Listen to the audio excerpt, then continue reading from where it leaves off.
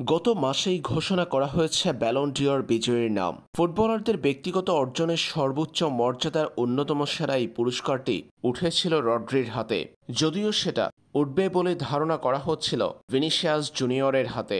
এবার 2024 সালের আরও একটি পুরস্কারের বিজয়ীর নাম ঘোষণার জন্য সংক্ষিপ্ত তালিকা প্রকাশ করা হয়েছে, আর এটা ফিফার পুরস্কার। ফিফার বর্ষসেরা ফুটবলার অর্থাৎ FIFA the best man's player award বিজয়ীর নাম ঘোষণার আগে এবার সংক্ষিপ্ত তালিকা প্রকাশ করেছে FIFA. The best FIFA man's player award পাওয়ার দৌড়ে থাকা ফুটবলারদের তালিকা জানিয়েছে বিশ্ব ফুটবলের সর্বোচ্চ নিয়ন্ত্রক সংস্থা।